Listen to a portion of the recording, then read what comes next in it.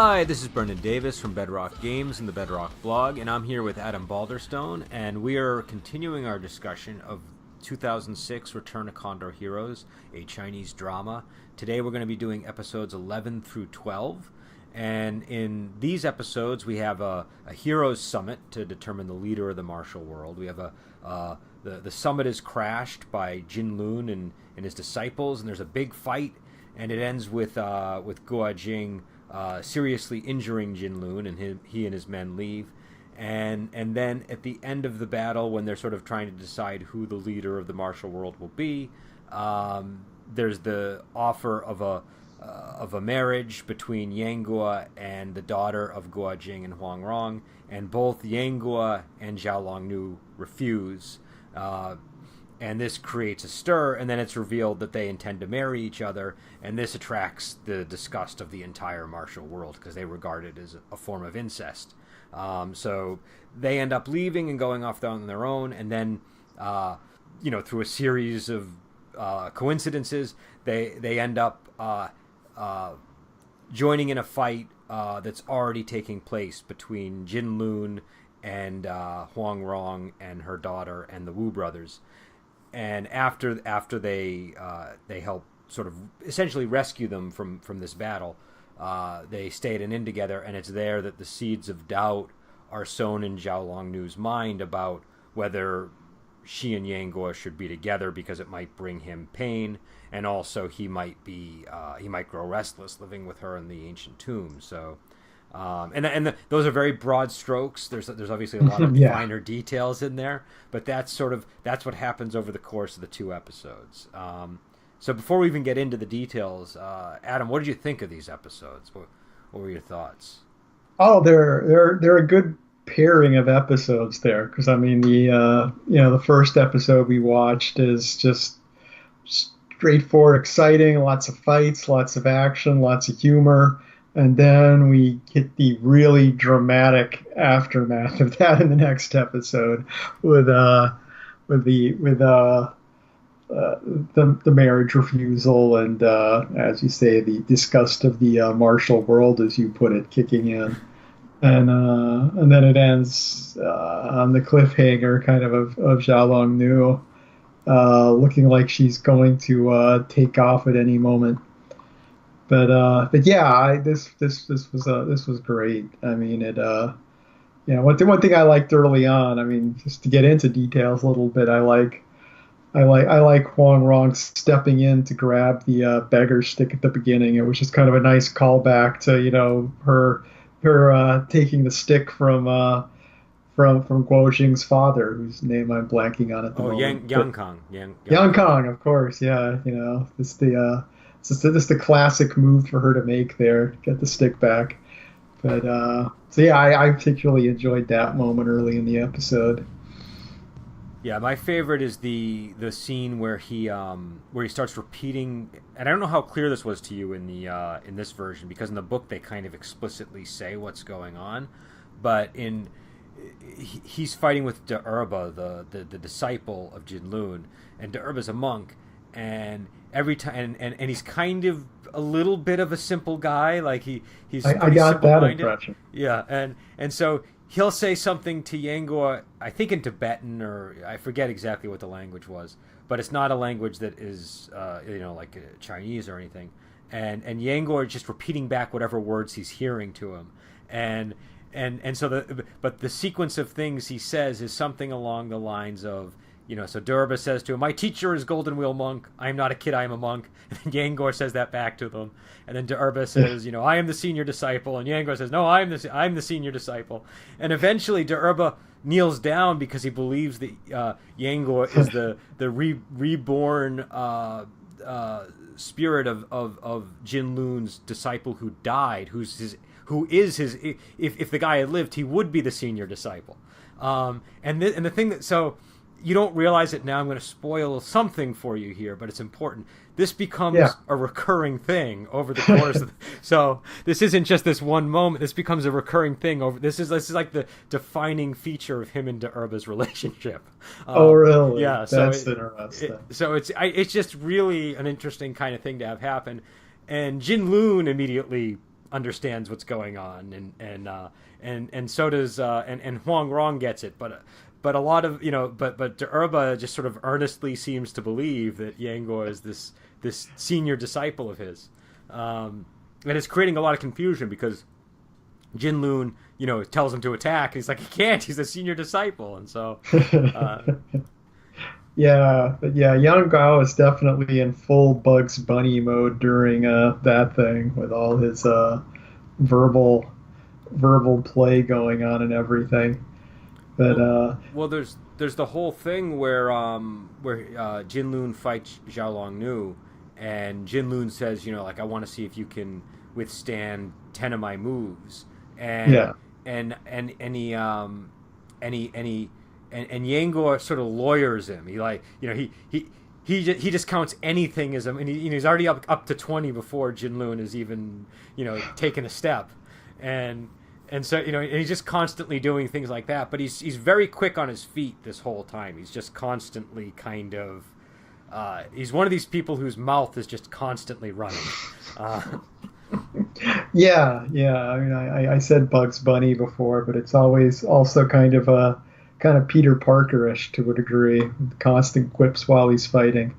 But but yeah, it's good that fight too between Jinlong and Xiaolong Nu. That was the one where I kind of got tense because it's like I felt like Yang Gao fighting the disciple. It was just like, yeah, he's gonna win. I didn't have a lot of sweat, but once Jinlun comes out, it's like, ooh, how scary is this gonna be? And I was a Jinlun little more worried. He's not to be trifled with. He's a Exactly. he's a real bad and the funny so there's a few funny things here. Number one, Jinlun fights with something kind of like a chakram. It's like a circular. He has like 5 circular wheels that he fights with. Yeah, and they're all different types of metal. So it's a really cool kind of visual thing. But also he the thing that draws Yangor and Xiaolong Nu to the fight is so we kind of glossed over this whole thing. Xiaolong Nu shows up at the Hero Summit. She returns. She's been absent, and they just sort of start talking to each other in the middle of the fighting platform, and then they just go off and they're at what was it, Lu Manor, and they just kind of go off to just outside of Lu Manor, and while meadow. What was that? Just hanging out in a meadow, yeah. And then as they're sort of being all lovey-dovey, one of the fights involves a calligraphy brush, and the calligraphy brush gets hurled onto her dress, and Yangor's furious, and he leaps in. He's just demanding who did this to Xiaolong Nu, and he doesn't even really care about like the details of the fight. He's just sort of getting drawn in because he's so angry that this thing has happened. Now, in the book, I don't think it was the calligraphy brush. I think it was some kind of oar-like weapon that actually hit her in the foot. Okay, yeah, that's a little different. This is just like, oh, you got stuff on her dress. Yeah. I'm enraged. Yeah, her actually getting hit with an oar is, I mean, a little more worth the anger. Well, and one thing I should say is there are 3 editions of the book, and they are quite different. The one I have generally included, if there were big deviations, it would include all 3 so that you knew what those deviations were. It'd say, okay, now we're doing the 2nd edition version of this section. But I think they couldn't do that for everything. So it's possible one of them has something involving a calligraphy brush. But the one I read, the translation definitely called it an oar. And it definitely said it hit her foot. No, I don't know what they did in the show. I think worked. I mean, it considering how comical he was acting during that scene, him kind of taking umbrage at this relatively minor thing and kind of pushing it, it kind of added to the comedic tone that was going on there. Yep. And also the calligraphy brush. I think that was Zhu, the disciple of Reverend Yi Dang. And I could be wrong. It wasn't him. So and he was doing this clever thing where he was writing things on the fan of Huadu to sort of insult him, and that in the book it's a little bit different. Like in this one, he says like you are nothing. I think was sort of the joke, and I think in the book it was you are a barbarian is what he called. Okay. And it was real, and this battle on the platform is like 2 chapters in the book.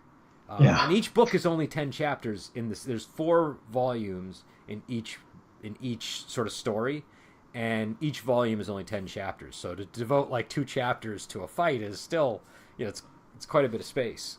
Sure. But yeah, So you mean in particular that one particular fight, not the sequence of fights? the whole summit battle was The whole like, okay, gotcha. Just yeah, clarifying there. Yeah. because there was a whole, because it's very convoluted, because it's like, Huado is trying to get them to put up the right fighter so that they can win, and then they can become the leaders of the martial world.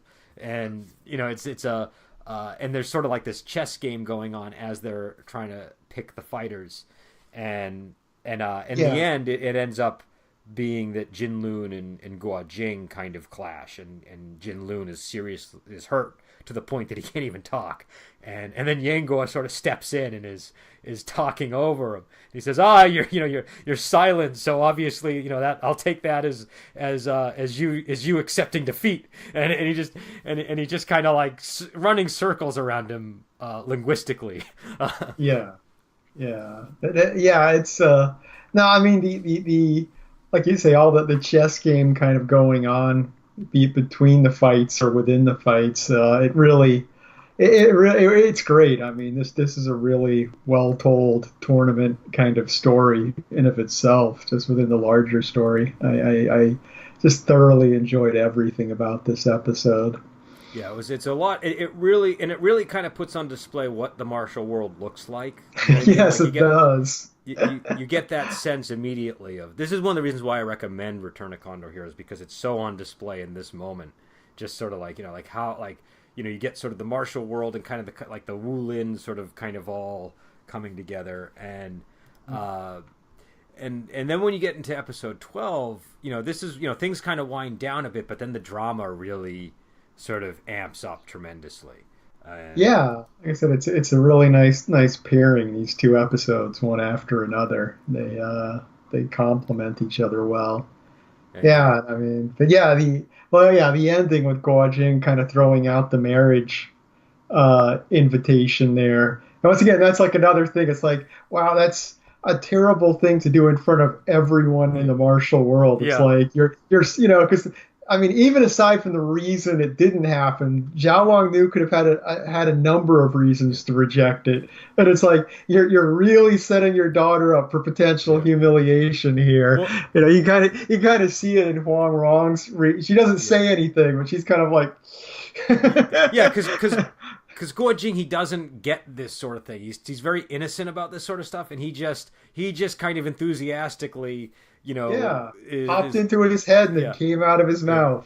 and this is something that they had been planning, I believe. Like, this is definitely, it's sort of a traditional type of arrangement that might be had. Sure. But he doesn't know, like you said, he has no idea what the circumstances on the ground are.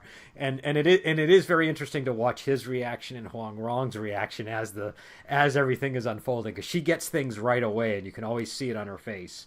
And Guo Jing is just kind of, he's fully in the moment. He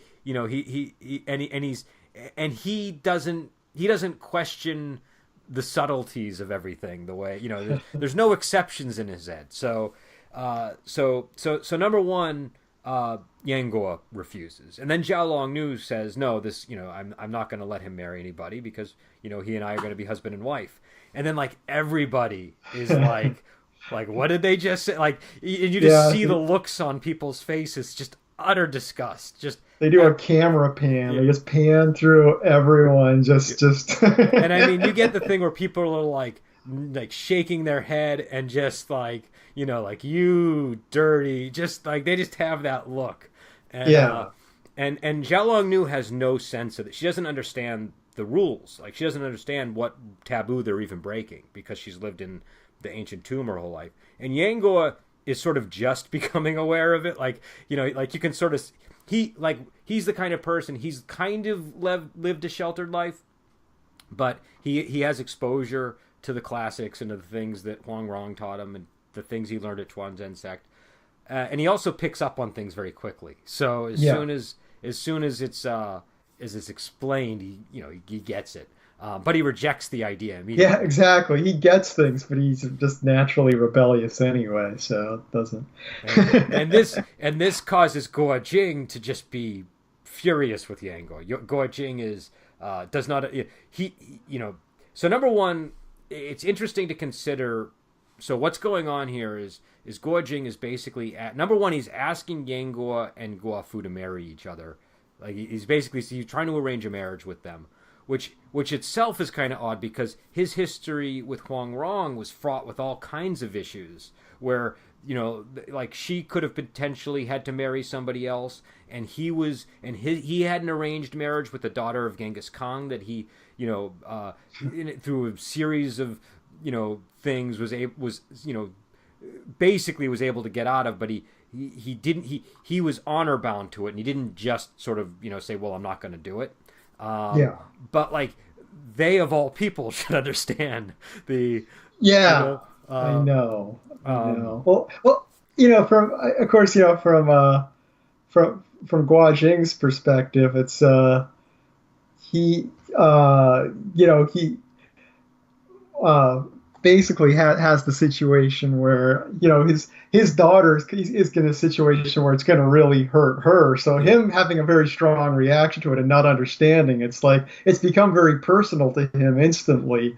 So I can see why him going, oh, I understand. I mean, he created this yeah uncomfortable situation, but once he's created it, he just kind of goes with the flow. yeah. So But then when it becomes clear that what they're planning is to marry each other, that like Guo Jing will not accept. That's the thing he will not accept. He yeah, uh you know yeah, he I mean he basically tells Yango to leave and never come back. Like he is he yeah. just yeah, this is a I mean, and it's a big taboo. It's a very big taboo in the setting that's played. It's a reasonable taboo too. That's Yeah, the interesting thing. I mean, a lot of times in stories like this, there's this taboo, and it's a completely irrational thing that they set up to be kind of a straw man kind of thing yeah, that people can rebel against. But it's like there's there's good reasons why yeah, the master should not be dating their yeah. disciple. That's just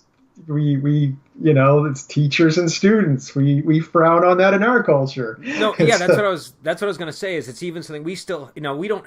I'm struggling. I guess we may have situations where somebody could have a teacher over many years, but generally you don't have a teacher from when you're very yeah. young, and that's the important thing to kind of keep in mind here is that these are people who you've potentially been this person's disciple since you were like 5, and so You're a parental figure. I yeah. mean, it's Um, and so so it's not something that's impossible to comprehend when it's explained in the show. yeah, Even though it's sort of couched maybe in more Confucian terminology, it's still kind of a you get it. You get why the taboo exists. But Yango is just like, well, that's stupid. I'm not going to follow yeah, that rule. And and he tells he says to Guo Jing, well, like, well, why? And Guo Jing is so like, well, that's what like the I think they say the saints in this version, but he's basically like that's yeah, what like the this is what our ancestors have said. This is what the great sages have all said, and and that's not that for Gango that's not enough. And so, but it's interesting to sort of see them clash because I like that you have, again, this is one of the things I just find very fascinating about this story is you have the hero from the last novel clashing with the hero from this novel, but they're both very admirable people. Do you know what I mean? yeah, That's the thing. So it's not like the writer can't just sort of strip away all the things that you liked about Guo Jing, but he takes all the things that you liked about him and he makes those the source of the conflict with Yanguo. And yeah. it's I don't know, I just find that really amazing. I think it's I mean I'm sure it's been done in other places. I just don't this is just the first place where I'm aware of really sort of seeing this being done. Yeah, well, yeah, I empathize with Guo in that scene. Even though he is in the bad guy role, breaking up the lover. Well, he doesn't break them up at this point, but leading to what seems to be an imminent breakup and causing all this. Well, he's not causing a difficult situation. Obviously, everyone in the room feels that way, but still, I don't know. I definitely saw where he was coming from, and it's yeah. I mean, it makes for good drama. I mean, if it's automatically clear, if you have Yang Guo and Zhao Nu are just right, and you feel everyone else is wrong, it's not really drama. It's Yeah. just a an obstacle, And and and it just feels to me like there are a lot of like multi-generational saga type films and books that very often will just kind of lose my interest the way that they're done. And this to yeah, me is like the right way to do a multi-generational saga because you it get like is. the characters from the previous story are brought in so seamlessly. But it's not. It's also not. They're not like handled in an overly worshipful way. Do you know what I mean? Yeah. They're still characters in the book. I don't know quite know how to explain it, but just No, uh, they're not fan service appearances. It's not yeah. like, ooh, yeah, it's we're gonna bring out Guo Jing here, and it's gonna be, yeah, exactly. Well, They're people. They're very human still. well, wait till we get to Kublai Khan. That's what Yeah. Genghis Khan was in the previous book, so it's always fun to sort of see the way that like again. I very rarely will read a book where somebody introduces a historical figure and it doesn't feel like the weirdest thing in the world. It just feels like, I mean, it might be entertaining or whatever, but it just like you feel like there's a sudden spotlight turned on the character or but in these stories, and again, I've never read it in the original Chinese, so I don't know what the experience of it is like in the original language, but I just find that that the writer handles introducing historical characters equally as well as he handles introducing characters that were the stars of his previous books. It's all Yeah. Yeah, it just makes them another character in the story to an extent, I guess, is what you're saying, as yeah. opposed to boom, boom, putting up, writing in a pause for the audience to react to, ooh, Well, a historical figure. Well, I used to read a lot of Roman historical mystery novels, and Oh, it was yeah, yeah, whenever Julius Caesar would show up or Sulla would show up, it was just kind of it would be entertaining, but something felt different about the character. Do you know what I mean? Because they knew they were handling this figure that needed to be handled with a certain amount of care, and yeah, I feel like Louis Cha just takes the exact right like level of handling pressure with the historical figures. It's exactly right and it works. And yeah. I don't think I've ever encountered it done as well. Yeah, well, it's like how in movies when they do it a lot too, the music will change and everything. The second that person comes on screen, Yeah, and it's like, ooh, it's Teddy Roosevelt, and there'll be a little patriotic flourish to the music, and yeah, like okay, and it just jumps out at you. But yeah, it is a really tricky thing. I mean, going into a gaming perspective, it's the same, to bring a role playing angle on it too. Bringing historical characters into role playing games can be very tricky too. no, it can. It's not easy. Like I'm not blaming these other books for doing this. I just was this was something that struck me about this series when I first encountered it in I mean obviously on screen it's going to be a little different, but when you read it, I found it really striking. And maybe that's Yeah. just me. I don't know because I've never heard anybody else really go on about this. So maybe I'm just odd and I'm misreading things. But I think that that's one of the more interesting things about these stories. Yeah. Um, and so, but anyways, I guess I should get back to the to the Oh, back to the actual episode. the Oh, okay. actual episode. I guess we can talk about that. Um, But, but yeah, so there's a whole thing that happens, and Yang and Zhao Longnu leave, and at the end of it, Guo Jing, who has just threatened to almost kill Yang he's squeezing his hand so much that it's bleeding, and yeah. Huang Rong touches his hand, and they're both clearly affected by this.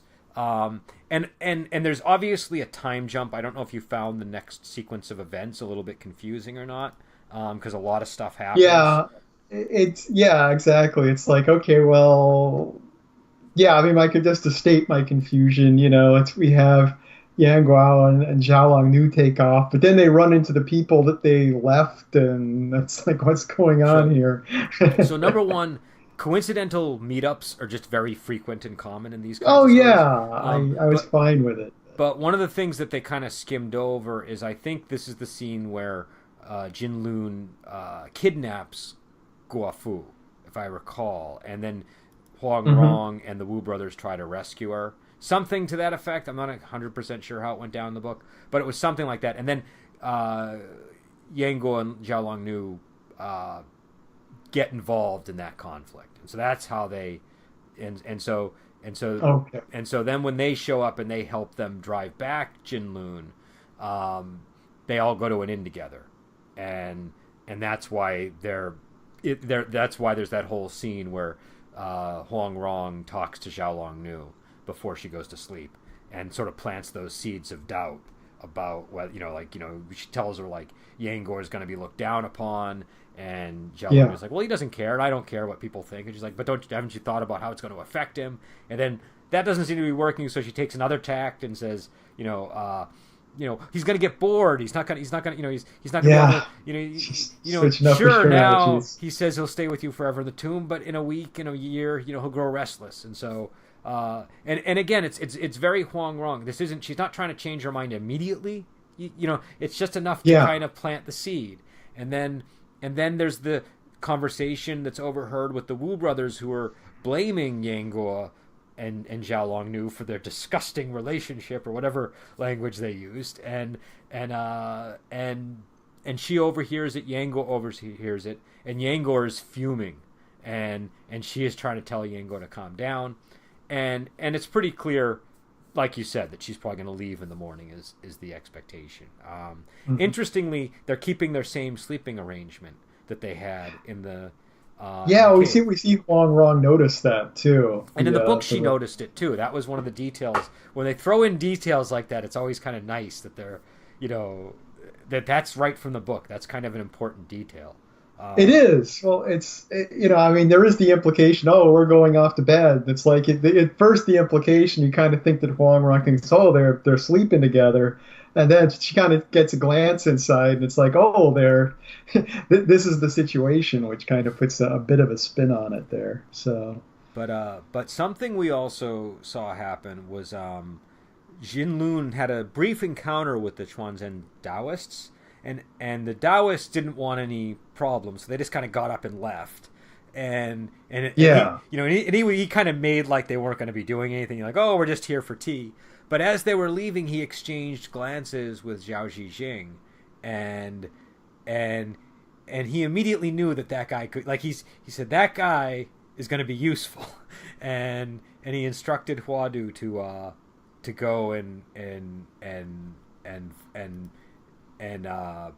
find out who he was. Okay. And so that'll become important later on. That was in the show, or? I'm sorry? Was that something in the book or in the show? That was in the show. Okay. Yeah, I enough happened this episode that kind of slipped from my mind with all the events. So yeah, I'm glad you brought that up again, because that went past me. It was a minor detail, but it sets up the stuff that's going to happen with Zhao Zhijing down the road, where so like it's just sort of they're just telegraphing, and also kind of giving you an insight into how Jinlun is able to read people, and it's a So and again, we got more fighting with Jinlun, obviously, at the scene with Guofu and all them. Sure. And also during that fight, the Wu brothers kind of tried to do something slimy. They when Yang Guo stepped in and was fighting with Zhao Longnu against Jinlun, they were like, oh, Huang Rong, it's our chance, we can go now. And she was like, no. Like, and what's interesting is so up until this point, you've had the sense, it's more clear in the book, but I feel like you still get it in the show, that Huang Rong has had more respect for the Wu brothers than Yang Guo. And now things are going to start going the other way. Now the Wu brothers are going to start losing respect, and she's going to be, because Yang Guo is a really impressive guy. He keeps doing all these things that are giving Huang Rong reason to respect him. And if you know anything about Huang Rong, you know that she was she's the wife of Guo Jing, and they had all these adventures together, and Guo Jing is like one of the most impressive heroes to ever have lived. So you can sort of see how Yang Guo is earning her respect, and Yeah. And so I don't know. I think it's this is where and this is where things start to get interesting in terms of the character drama and all that stuff, as we're beginning to see. And I think this is where the central conflict of the book is really kind of being exposed with the desire for Zhao Longnu and Yang Guo to marriage, and the reaction from the martial world. It's Yeah, like there's a pretty big cast of players at work in this story right now. Things have really kind of exploded over the last few episodes in complexity in a good way. and no, it has. It has. It's. Are you finding it confusing to keep track of everybody, or is it manageable? No, it's manageable. I mean, I can't always keep track of names, but the characters themselves, I always, they're all very recognizable, easy to grasp characters. So I always, even if I'm blanking on someone's name, as soon as they come on, I'm like, oh yeah, that guy. You know the person. Yeah, no, and again, that's one of the advantages that the shows sometimes have, because with the books, all you have is the name, Oh yeah. and the name can sometimes be more tricky. Especially if you have a lot of characters who have similar sounding names or anything like that, that can be more challenging. Sure. But because he does have a lot of characters, and so, but I don't know. I find that that the shows and the books can be complementary for that purpose. Hmm. But another thing that happened that we should probably mention is they do sort of unlock a hidden secret of their own Jade Maiden style while they're fighting Jinlun. Yanguo gets the idea to use Chuanzhen sect technique as she's using Jade Maiden technique, and they realize, oh, these two styles pair perfectly together. And Oh yes. and then later on they're talking about it, and Yanguo's like, I think that like maybe they were lovers, or like she had him in her heart or something, because I don't think she wanted to kill him, like and so it was interesting. Number one, like, it's a really cool concept. You have these two styles that when you put them together, they work as in that way. Yeah. That's like a beautiful moment in wuxia. But number two, that it can lead to revelations about these characters who aren't even alive anymore. Yeah. We thought this technique was one to help wipe out this other sect, but it's actually to work with that sect. It's is a good turn. I like that a lot. And Yeah, I'm surprised I didn't we didn't mention that when that scene came up. But yeah, I mean, there's just, like I said, there's just so much going on packed into this episode. It's got lots of layers going on. well, and I will say, like, that's something I think is very gameable too. That's the sort of thing you can Yeah. take into a game. Oh yeah. And like really sort of use as a way of exposing backstory that might, people might notice, they might not, but it's a good way to sort of plant that stuff. And Yeah. and just the mixing and matching of styles like that. Like, well, what happens if a guy who uses this style and a guy who uses this style fight together against an enemy rather than against each other? It's Yeah. Using a synergy bonus as a storytelling technique. yeah. um, but the other thing, like what you just mentioned, one thing that you notice when you read the book is just the dizzying amount of creative stuff going on. It's just never ending, and it's constant, and you really do like wonder, like how, like it feels like a waterfall of ideas just tumbling in off the page. And it really is amazing. Like, it's genuine, and I think that's one of the reasons why it's probably a good idea to read wuxia, especially if you're trying to run like a game that's based on wuxia. It can be really helpful to understand just how much invention goes on with each of the characters and each of the techniques and the histories and everything. There's just so much. Yeah, Again, oh, go ahead. I'm sorry. I'll say, yeah, it does feel like a living world. It feels like you can pretty much have the camera follow anyone in this story, and Yeah. it'd be a good show going on. But we just happen to be focusing mainly on these two. No, that's true. That's true. If you wonder what might happen if we get more Jinlun, for example, and his people, and we will get some Jinlun coming. He is not going anywhere anytime soon. I have to say, I find him one of the most terrifying villains in these kinds of stories. He's really, Yeah. and part of it is the moments when he almost sounds like a nice guy, like that somehow makes him 10 times worse. Yeah, well, Xiaolong Nu is like really a powerful figure, and it's like at no point in the show have I been personally worried about her. Like no matter who she's been fighting with, it's like she's just, she literally floats above what's happening, and she's just capable of taking care of herself. But yeah, during that fight, I was like, oh man, I hope nothing bad happens to her because this is dangerous. Well, one of the things that they do in the books, they kind of do this, but they rely more, I think, on the visuals. Is they do clearly tell you at times how powerful characters are in relation to each other. And so Jin Lun is really powerful. Xiaolong Nu could not take him on her own. Yang Guo could not, at this point, take him on his own. The only person who was there who would have been a good match was probably Guo Jing. Okay. And I don't think it's quite at this point. I probably said this before, but later on in the novel, they mentioned that Jin Lun breaches the 10th level of his technique that he's developing. And so you get it's a good sort of gauge of where he and the other characters are. But they also revealing. Oh, go ahead. No, go ahead. Okay. It's revealing that Jin Lun shows up with his excuse on why he can't fight Guo Jing too. He's like, you've got a multitude of techniques. We need only pure techniques in this fight. So sorry, he thought about that before even showing up. He knows, that's the one guy I'm not gonna fight. Yeah. You are good, but your techniques come from more than one source, so it's a violation of the rules. Is what it is. Sorry, I'd love to fight you, but well, I think what he did was it was even more clever than that, because what he said was something like, "Well, we're trying to decide which style is the best here, and since you come from multiple styles, I'm sorry, we just can't. It's not a good gauge." But I do like how the ways that the characters will try to sort of work their way out of a situation that way is pretty interesting. But the other thing that they also will rate in the books is appearances of characters, and they will tend to do it more with the women characters than the men. But they clearly let you know what Xiaolong Nu is supposed to be the most beautiful character in the story, and they will tell you, okay, and this is where Guo Fu is in the mix, and this is where this character is in the mix.